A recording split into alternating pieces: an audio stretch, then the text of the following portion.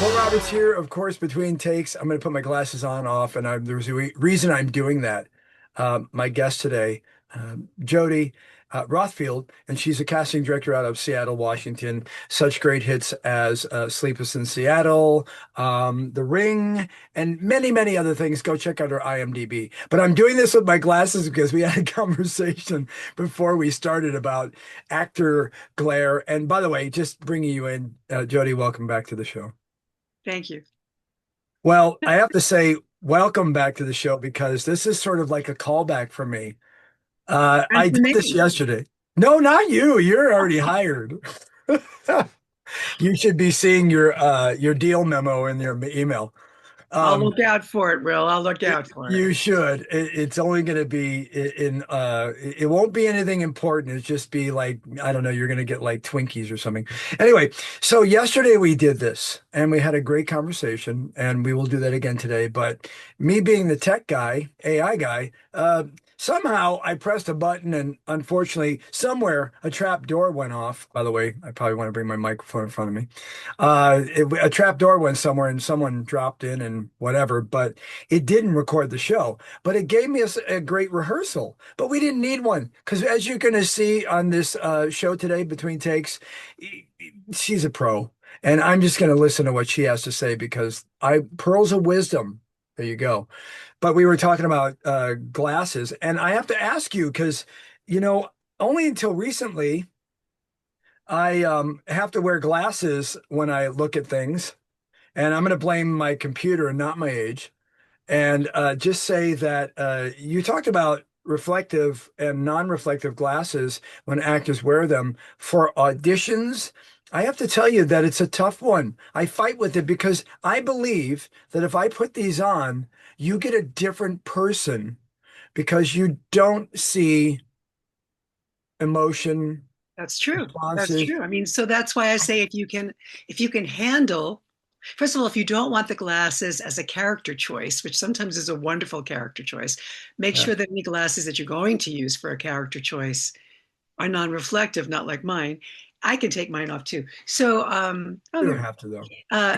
But if you're going to do the read with glasses because it makes the read more efficient, good, effective. But then make sure you slate without them so that they see both sides of you and they can decide if they like the glasses person or they like the non-glasses person, but they have the choice. But obviously, if you can handle contacts, that is the way to go. And you can always bring a pair of glasses, non-reflective glass, as a prop. And you can say, I have these glasses. Would you like to see these? That's in a live audition. For tapes. You'll have to make that choice, character choice. Yes. I am a firm believer in props anyway, and I know that's a conversation with casting directors, but I'm also, and I'm going to use this analogy. It's a very strange one. I have a world record for gun spinning and gun handling, six shooter cowboy. I'm a cowboy, and it's interesting because I talk to a lot of my friends that do the same thing, and they do all these tricks where they're juggling, and I go, I only do it to show that. And I'm going to say this that if I was to make the move, it would be to kill the person in the film, only on screen.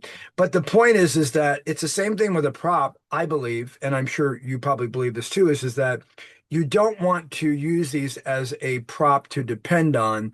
You're simply using, and for instance, if I start off my read, I might be, have some in my thing, and I might start it off and go, yeah, I mean, that's what I think, and then put them in my pocket. It's Yeah. purely so you can see that this is what I look like. Plus, if the guy or gal is intelligent, that's proven that that makes them smarter. So I don't know. What's your idea about props? Oh, by the way, first of all, I probably should say, Jodi Rothfield, give us a little bit of background. Remember that question. Tell us about yourself. I'm talking like we've been old friends and we're taking off where we left off before and As knowing. of yesterday. Right. So my background is actually music. I was a music producer, manager, the whole nine yards in the MTV era in New York. And I got tired of living in New York. I'm born and bred New Yorker.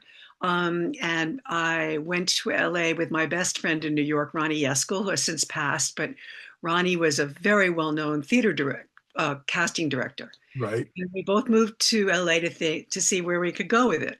And I sat and sat and sat. And the minute she arrived, she got the position of being casting director at LATC, Los Angeles Theater Center, which was Well a done. very prestigious Yeah. position, but she wanted to do film. So she worked there, and while I was waiting for something to happen for me in music, which never quite did, she brought me in to assist her, which was a lot of fun for a single young woman with all the young actors, and it was exciting to go to the different studios. Blah, blah, blah. Anyway, in the course of my helping her out, her friend Gary Zuckerbrod, who is still with us, thank goodness, Yeah. he was doing a lot of movies of the week and movies. And in those days, movies of the week were big They were and a big. lot of regular feature films. And he needed an assistant, and she suggested that he take me on. So I went along with him, and that's where I really learned how to be a casting director, because the first job that we did, well, actually, the first job we did was Shocker, No More Mr. Nice Guy, which is one of the most famous and original horror flicks. Yeah. Seems to be the genre today. It's revisiting us, unfortunately. Yeah, it really is. He really is. He did something called Dream Street for Bedford Falls, which was the production company that did 30 something. And they Yeah. were all on the East Coast, the producers and directors who had to see who he was looking at. So after the session, and when you're an assistant, which is what I was, where you're sitting outside reading the actors, signing them Yeah. in, making sure he has his scripts, all that stuff, I would sit with the production person who was hired to edit the tape to the people on the he wanted certain people on the tape to remain, and certain cuts, certain shots of them, and then we would send that to a late night delivery for the next morning in New York. So Great. I Yeah. sat with the production person, so I got to see not only what each of the actors that came in that sat in my waiting room were able to do, but I got to hear him direct. Wow. So for the first time in my life, not having been an actor or a performer of any kind, music was my background. I really got to see the dynamic of, first of all, your taste, and then what you do to adjust actors, what actors come in with, what they do in the room, and Right. then hearing Gary's directions. So I learned so much from the several years that I was with him. And I continued that in Seattle. I came up to Seattle to be with my now husband. And I didn't even know there was casting here, but there was, in fact, casting because there's a very rich theater community here. And so people Beautiful. doing film and television or commercials or whatever was for the Yeah. camera were able to pull in those actors. And they were from all over the country and some international as well, and really fabulous, skilled actors, even though their forte was definitely theater. Right. Good acting is good acting and bad acting is bad acting. It's a matter of tweaking Doesn't once you matter. get them in the room. And we used to have a room. So they used to come and we would tweak. And that's how we got the performances we needed for camera work. So that's my background. So, okay, a couple of things that came up that you brought up. First of all, what did your husband do? Oh, we're not talking about John. Oh, okay. Forget John. He's a John, political forget it. activist. Sorry, I tried, John. She wouldn't do it. He's they like to call him a shit stirrer. I don't even know if that can go on the What internet. is that? So he's an activist. So he's Oh, awesome. a Enough lefty. said. We Yeah. love that. We love that. Okay. Well, Seattle's very, very to the left, as you know. Yeah, that's cool. So here's the question that comes to my mind because you talked about a pretty wide geographic when you talked about actors. Is there a difference, and what is it, between New York actor, LA actor, Seattle, and perhaps over the on the other side of the water? Because I make this joke all the time. People go, "What do you believe, Will, is the best quality of an actor to become an A-lister?" And I go, "A British accent." So Ah, so I tell would me, not agree with that. oh, good, thank God, because you're a Well, cast. dialects. Because every You time have I to do look on a dialects movie, I that is go, absolutely germane to the script. You would never pick to do a dialect, even if you thought it was an interesting choice. yeah, well, I see a lot of films. I mean, we all do. Where you see the films and you go, oh, yeah, okay, that's another British actor doing an American accent. And anyway, so any thoughts? Because LA, I mean, LA I do is have LA. thoughts. I What do do you have think? thoughts about that. And I'll tell you what they are. So there are good actors everywhere. It's really about the amount of experience that an actor has getting their hands on scripts that are for the medium that you're bringing them in for. So for instance, when I first came here and I still go to copious amounts of theater. It's my love. I love theater actors and I bring them into my room for auditions and I only cast for camera work. So it's not that when they come in, they're not wonderful actors. It's that they don't necessarily have the skill of taking a script for the camera and making it work for the camera. So they have to be directed. And Yeah. that's the joy of having a wonderful actor come in and just giving them an adjustment. And once you tell them what you want, they're able to give it to you. So there really is no difference. It's about the skill level of auditioning for a certain medium. And even for camera actors who've never even set foot on stage, which are many, many, many of the actors who come in for me, Can't it's imagine just that. a matter of experience because you do get comfortable with what to do with the written word for a certain medium, and you have to be directed by different directors. You have to have your hands on different kinds of scripts. That's what makes an actor a skilled auditioner. They can be a wonderful actor, but Mhm. they don't have the experience of being skilled auditioners because they haven't had that experience enough. That's bottom line. Yeah. Interesting you say that because I remember back a few years ago when I started in the 80s that I had done years of theater, years of it. And I love theater. That was my first love. I was like, I'm going to Broadway. That's what I'm doing. Did a lot of musical theater because I dance, sing, act stuff. But I started doing commercials and a lot of lighting standing stuff because I wanted to learn everything I could. But that first moment when you get in front of a camera and they're like, okay, we want you to do this. And you're going, okay, I'm over here. And you're there going, dude, are you a theater actor? I mean, there is such, as you said, there is such a there's a big difference between theater actors and TV and film actors because theater actors know we get one chance and we do it. And we might be able to, we can improv and because that's what we study and everything. But getting in front of the camera and having them realize that you are so close and the audience Very normally intimate. is Yeah. so far away. Like when I did Cirque du Soleil, we were so 2,500 seat theater in Vegas, and it was like out here, and it was so difficult because I hadn't done that theater for a while, and I was in Cirque du Soleil for 4 years, and it was, I had to go back to being broad. And then when I was doing not doing that and shooting something, so it is something that is, I imagine, because you teach a lot of these skills. The Do you, theater actors. yeah, right. I Do teach you? them how to parlay their skills as theater actors, which is still acting, right? Acting for the camera, which is more specific. You mentioned that a theater actor, it's broader. And for a camera, it's in your face, it's more intimate. So it's more specific. Your choices have to be very clear, very clean, and very small. But what I found with theater actors was that the experience they had had coming from the theater and then coming in for a camera audition was that they were always told to bring it down and they were too big. So that kind of paralyzed them. And what they did to compensate for being told all the time they're too big is they did nothing because they were afraid everything they did was an exaggerated thing. So I had to teach them that your choices are the same, but your delivery is different.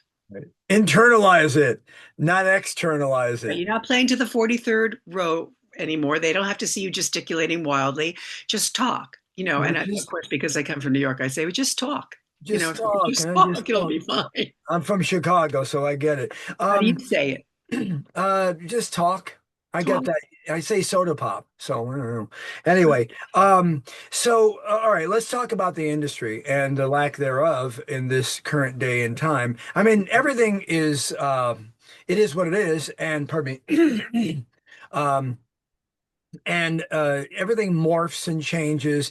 We talked about yesterday, and I'll bring it up again, that back in the day, I remember going in my agent's office, and you see the wall, and you see all the headshots, and you're like, "Oh, good, I'm up there and not down there." And you had to go out and copy. And the biggest problem that we had as actors back then was to make sure the staple was on correctly, so you didn't kill the person, the agent or the casting director picking up your headshot and resume. But with that being said, it's a whole different ball game. And I've seen a lot of my other veteran actor friends go, yeah, I'm done. I'm going to go do something else like real estate. I have a lot of real estate friends now. And, You're that's talking about the amount of work as opposed to the quality of doing the work. both. So the amount of work is sometimes more because we don't have to worry about, like, I'm here in LA, I'm auditioning for here, or you're in Topeka, Kansas, you're going to audition for some local commercial. You can now go across the globe, as I told you before. I think I got in the air about something in Mumbai or in New Delhi, and I got a call and I'm talking to them. I mean, that's not something that 20 years ago was a commonplace thing for the actor to have a conversation about. That you might Right. be pitched for something overseas, but yes, that. and the boundaries are much bigger, and now the quality is a little bit different because of this little guy. Because as I mentioned before, Blair Witch came out. I was working as a Fox Kids Club host on air when they cared about kids. Always going to do that joke. Um, is that Blair Witch came out, and they were shooting it on some 16 millimeter. It looked like they had dirty lenses. It didn't matter. So that changed the advent of what was acceptable. So Really it became not the person, a filmmaker that had to find a million, 2 million, 5 million, $10 million to make a film. They can shoot it on this and spend 20 cents and could be almost at the same, if not higher than what currently is happening now with producers, directors, and streaming people. So I guess I'm asking you for a take across the board. Well, things have definitely changed as things do. They're supposed to. Technology has made, making films can put that in the hand of the average person who has an idea, which I think is fabulous. Awesome. Um, just more things there. I believe if there are more platforms for actors to work in and around, we're good. So in that respect, I think it's great that now all these new venues for actors to get work are opening. That's wonderful. What I do think is that the industry is shrinking. And I think we talked about this yesterday briefly, and it's my big point because coming from music where the exact same thing happened, Yes. people who are in charge of reading the treatments of taking the ideas that they think are interesting to the money people, which is what it's all about, right? Yeah. Unfortunately, they're no longer the creatives. They themselves are accountants and they're lawyers, so their sense of their interest in things basically are predicated on what's already been successful, which means you're getting repetitive stuff, the same themes, the Template.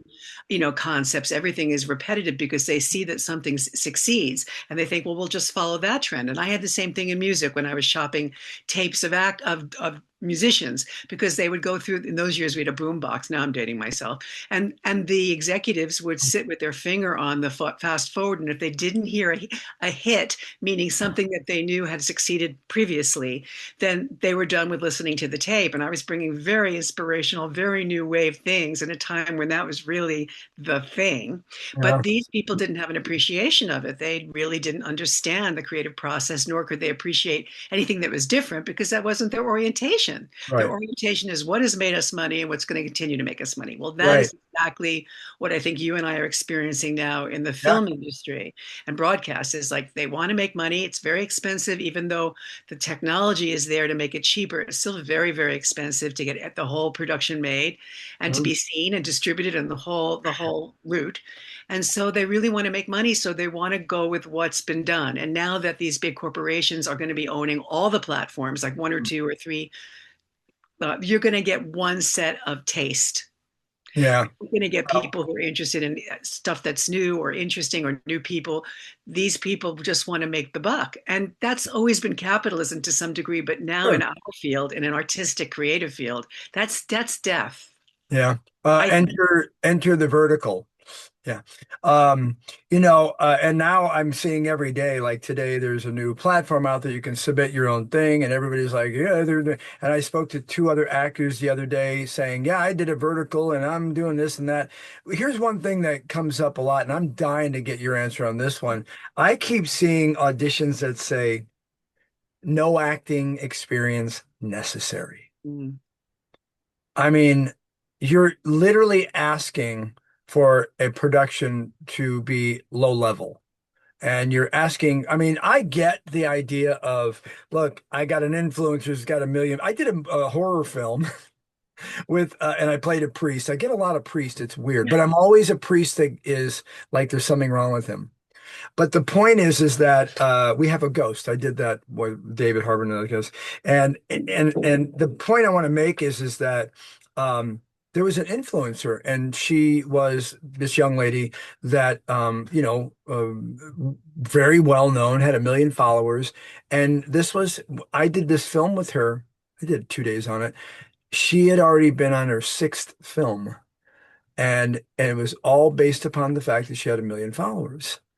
And, the guys, the producers, and I say guys, are like, yeah, we want her in this thing and all that fun. And I'm like, the quality, you're just saying to the industry that we don't care about being artistic. And if you look at the vertical, because I have a full script that I've torn apart with ChatGPT and other things, there is a formula. They don't want character development. Well, I'm it's now formulaic. it's Yeah, that's it's exactly the point. all It's it's formulaic. this little formula, and basically, I say verticals are. I've been saying that they're kind of like they're soap operas and reality shows all in one. And now one of the things that's happening is there's an awful lot of violence towards women on them. So I've got this hashtag I put out called hashtag violent vertical violence. And it's like insane the things that they're doing to these people, women in films. And it's like I'm wondering why what happened with Me Too. And anyway, I got off on another subject here, but the verticals are a great example of like Costco or something, you know? You I understand what don't I'm cast saying? those. I'm known as an actor's casting director. I don't cast extras, and I will cast. Obviously, there are many things that I'm asked to cast where the actors don't speak. They have to act in terms of their movement and be alive in their bodies. I mean, being an actor is more than just saying words, you know. But I don't take those projects, and I have to be honest, I haven't been offered those projects, and maybe that's something I ought to look into if I want to continue in this field. But There my are thing so is many. actors. I don't I sometimes I'll do a piece and they'll want someone who's a contortionist or has a real skill. That's come up many times in films, television, and commercials where they want someone with a special skill and they'll hand them a line and they'll give them a line read, and I totally understand that. But generally the projects that I work on require actors or they wouldn't call me because basically a casting director like me, not an extras casting person, Yeah. I'm hired for my knowledge of the talent pool, my taste, and when it was done in a studio, my ability to get a performance from an actor. Right. And not to wrangle cattle. No, That's I don't enjoy background. that, and I try not to get involved with those projects. As you say, the field is changing, and so we'll see where I end up in 10 years. If I'm alive, what I'll end up doing. But right now, that is not the thing that I would not be hired for that. Let me pivot and ask you an interesting thing that you just said about you were hired you would hire a contortionist or someone with special skills. As a person, uh, and people know me for this because I'm a trick roper, gun spinner, I'm a professional magician, professional clown, all that stuff. Is that because I see this a lot, and I had a manager that said, take all that off of your profile. Why are No, you doing it? I absolutely go, not. because let me tell you that. I go, but wait, you're not getting it. If I'm a weapons expert, I am, and I do stunts and drive, and I'm like, I do these things and I'm a professional cowboy. If you got Joe and Will and they're giving you a great read, both of them, is that not going to be the deciding factor if one guy has training and knows what to do and the other one doesn't? Well, you hope that it would be a consideration. What I think is that a smart actor has several resumes. Okay. And they have their theater resume. If they do theater, they have their film, television, or camera resume. But on each of those, and I've always seen this on the bottom of resumes, is aside from is Special special skills. skills. And Mhm. not only special skills, what do you do? What's your level doing it? Right? Speaking a language, a musical instrument, a sport, a Right. trade thing, whatever you have, that could be of interest. Plus, what I find, well, especially in a callback when everybody's present, when we sit with someone's resume whose work we're watching and we see something that's odd or of interest, like what you're describing you do, it's not something you see every day. No. That's a way for someone who's behind the camera, someone in the production part of it, to bring you into a conversation on top of your acting ability. It makes you a human with, so I find that that can't hurt you to put special skills. Now, if you are someone who only has special skills That's and different. no experience, well, of course, obviously that's a different thing.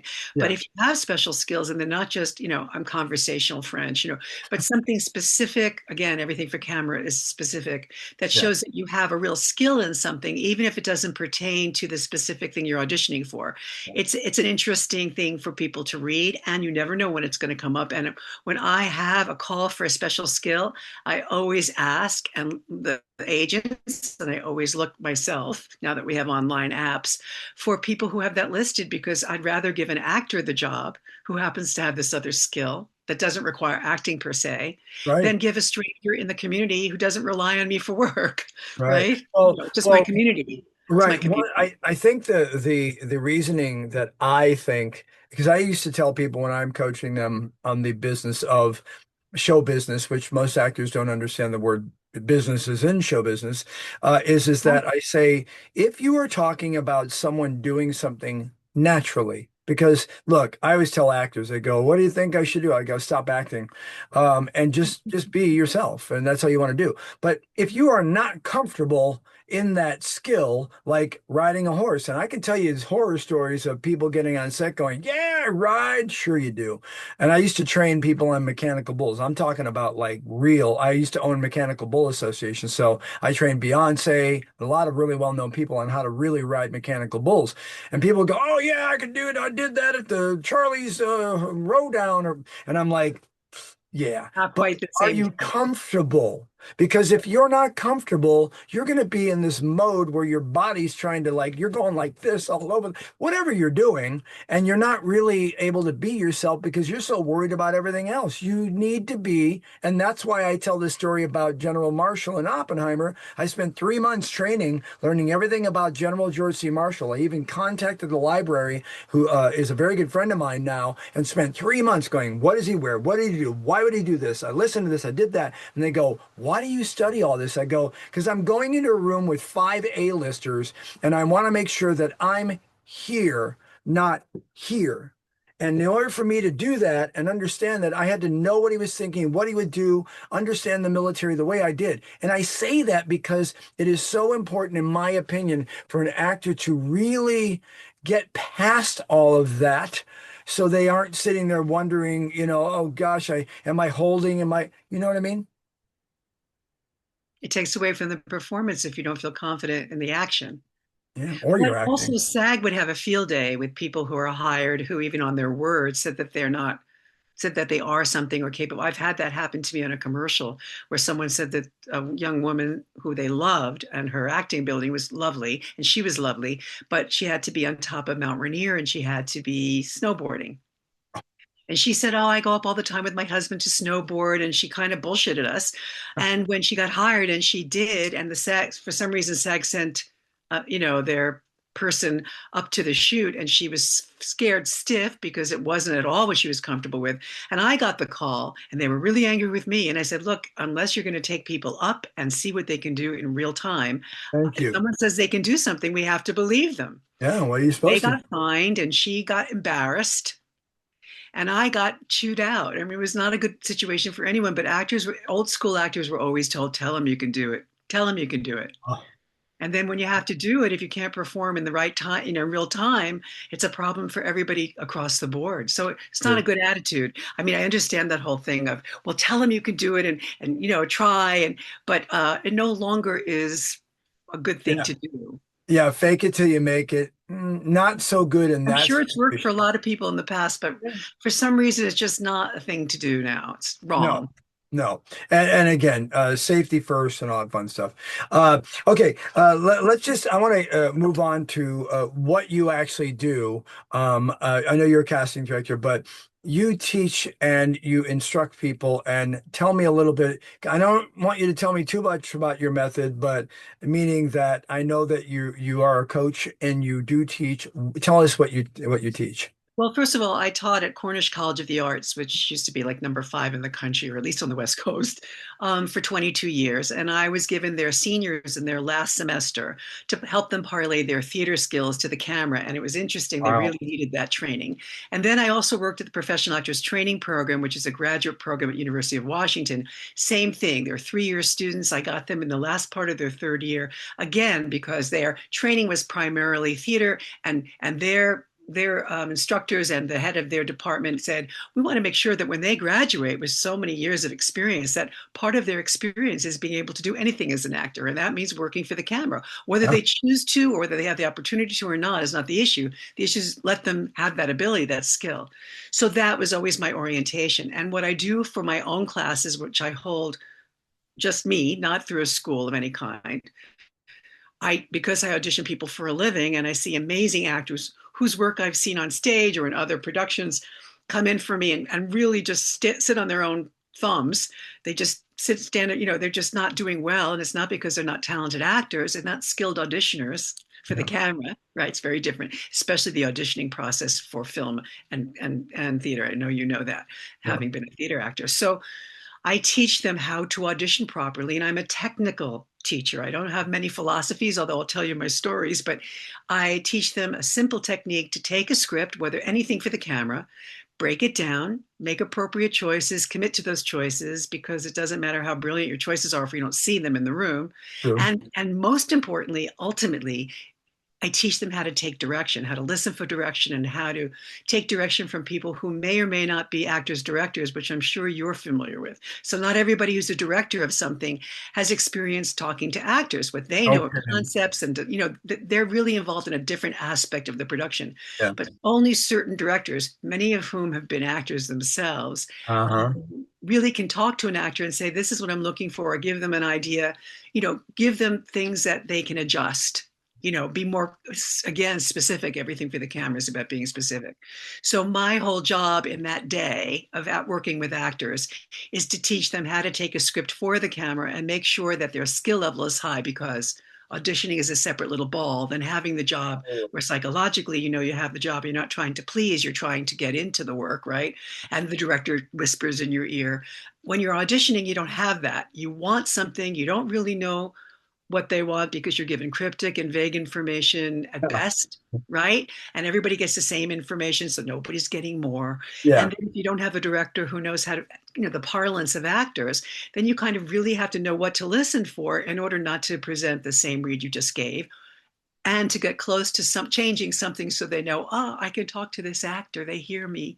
You don't always get an actor's director. Most of the time you won't, and I'm in the room at that point, and it hurts my heart to see that they're not getting the information that an actor needs and can run with, because the person generating that information, the director, just doesn't know really what they want, and if they do, they don't know how to communicate it. Sure.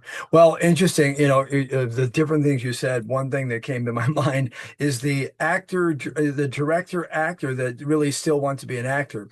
So they act it out, and you're like, okay, so it's okay if you give me a line reading, but you know, That's I'm not gonna helpful.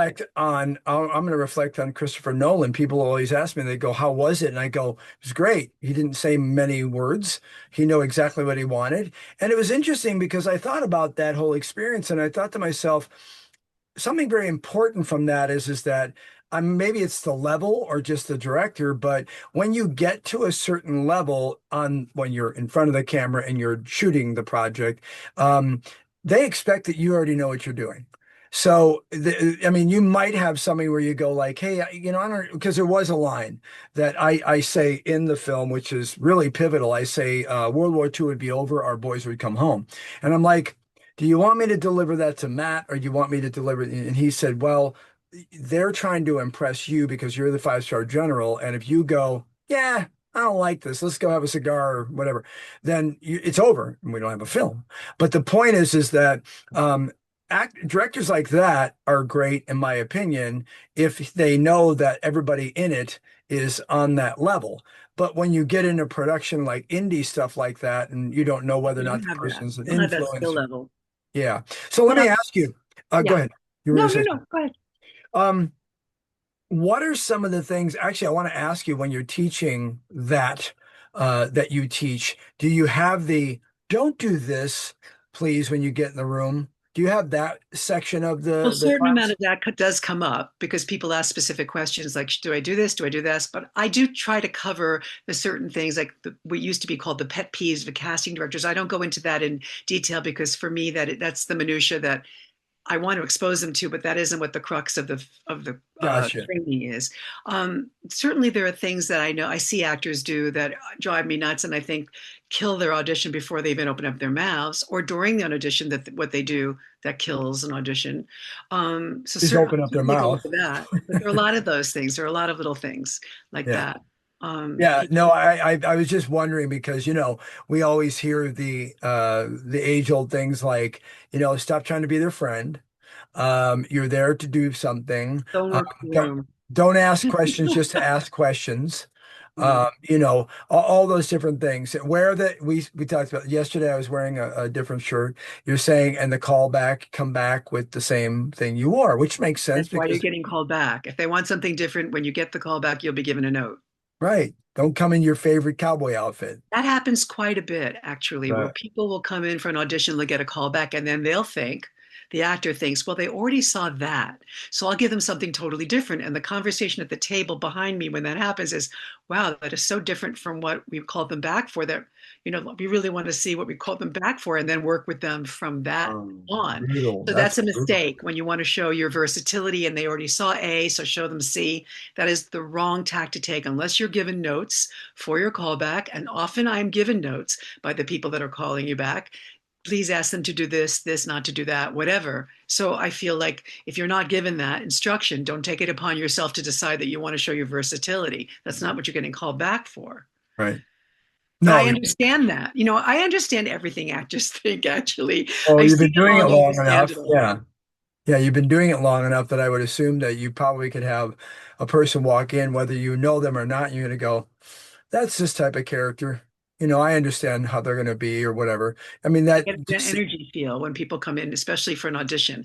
And now they that's, don't come in for most auditions, they come in for a callback where already the level of expectation is high, yeah, right? So I will often see someone walk into the room because then they really are physically walking into a real room in an in-person callback, which we're starting to have almost totally. And I feel their energy right away. And I know if they're coming in ready to do their thing, they've made choices, they've committed to their choices and poised to take direction, or whether they're so troubled and carrying the world on their shoulder that there's really no room to play with them. And everybody gets that vibe. You're coming into play, and I always want to see an actor come into play because if you want to play, I'll play with you. Or I'll see them coming in angsting. They're not sure, they don't know, and then that's what translates into the room. And already your audition is tainted with that energy. So yeah. unless it's a character choice, which doesn't happen that often, that would be an appropriate choice. It's a huge mistake because you're stepping on your own foot, which is what I was talking about at the beginning of our conversation, which I see amazing actors, talented actors step on their own feet constantly when it just could have cruised right through. Yeah, so I imagine the one thing I know that actors talk about when we walk in the room that if we show this one thing, it's over, and that's desperate, being desperate. And you're like, "Oh, yeah, I really need this." And what's your philosophy of that? Because there are many people, and I agree with what I've heard, which is stop trying to go after the job, go in and do what you do best.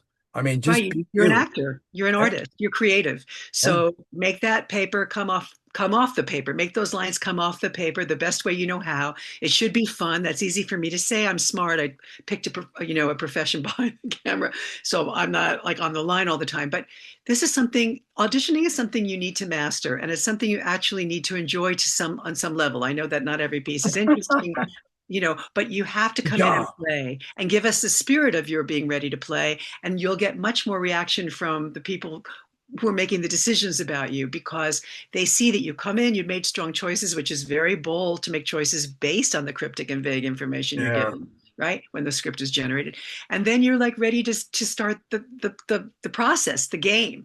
And that's fun for everyone involved. But if you come in and you're afraid that you made the wrong choices or you couldn't make different choices and you're afraid you won't hear, you won't know what to do, and you're just nervous in general, you have the right to be nervous. It's very nerve wracking. You picked a very nerve wracking profession. I guess I always say to my students, it's a sickness to have to want to do this and to have to do this, but thank God you have that illness because otherwise I wouldn't have a job. But that's you true. have to be able to, that's not insurmountable. You should be enjoying having the opportunity to show what you can do. And if you can You keep should. that as the biggest thing in your head, I'm getting an opportunity to do what I love to do. And you know what? The icing on the cake will be if something happens. But another thing that's really important for me to stress, well, as a casting director, is the casting director is your advocate. It's Mhm. because of us you're being seen. And secondly, we want you to do well because that's a reflection of our taste. Of course. And also, it is a game. And if you like to play Monopoly or you like to play Canasta, whatever you enjoy playing, you're constantly getting more skilled at doing what you're doing. So it'll become easier and easier. And if it's so awful, if it's such an awful experience to audition, this may not, in fact, May not be be for you. what Yeah, you want to this do. is this is definitely my 15-year-old daughter, she said to me a couple of years ago, she goes, Dad, I have a question. I go, yeah, what's that? She goes, I'm thinking I might want to become an actor. What's your advice? I go, don't. But I I mean feel that the same I way. mean that with all the fatherly love I could possibly mean. But when other people tell me that too, I go, look, this is an end. This is a marathon. We all It's a know long that. haul. Yeah, And, and a and lot of luck. yeah, You have and to if have more you luck than talent, unfortunately. right, and if you're after this and this, go work somewhere else because it is the most difficult thing to walk in a room with people you don't know, and there's always someone in the background like this, Eating, talking, and they're not being watching. You're annoying. going, why aren't you watching me? Damn it, I'm here to audition. But the thing that I always magnetically, come on, so I'm trying to get my phone to go. The thing I always pulls me back in is the fact that um, if you learn this and do it enough, it's like public speaking, and you're a speaker, I'm a speaker, and people always go, the worst thing in the world is to try to be a speaker because it's so difficult that you're out there and you're talking to people. Now, I mean, I started early in my career with improv, and I'm a balloon artist, and I specifically went, I'm gonna go to El Chorito's, Happy Play, whatever. I went to like five different restaurants, and I said, I'll do it for free. You pay me, give me food, and I make tips. I got really, really good at going up to tables with the dad and the kids and the mom. And I specifically got so good at it that I realized it was not about making fun of the dad. It was about making fun with the dad because dad was the one that would put down the $20 tip. But Engaging. what I learned from that is that, again, like you said, the more you do something, fear is really based upon the lack of knowledge. The more you know, the less fearful you are about something because you can go, oh, I get it. And if you're in there in the room and you're going, because I remember back in the 80s and 90s, I was horrible going in with cold read. I have a VHS here somewhere on how to cold read. And I learned this method and that method. And oh my God, I got glasses. And it's tough because you're going into people that are seeing people that are going knocking it out of the park, and you're like, damn it, wish I was that person. But that's why there's people like you to help us. Also, I just want to give you this note before I leave you. Oh, come, a note. Hold on, let me. Every time, not for you, the actor, but for the general public, and that is that every time you audition, I know that you want the job. You go to get the job, duh, right?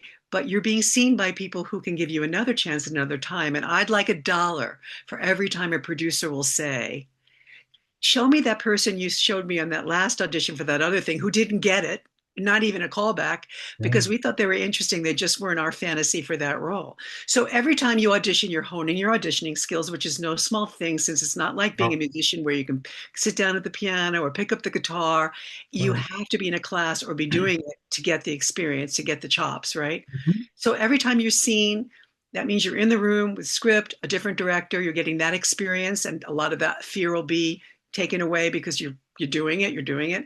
And people who are in a position to see you for other things are seeing you. And what more could you possibly ask for how to spend an hour of your day?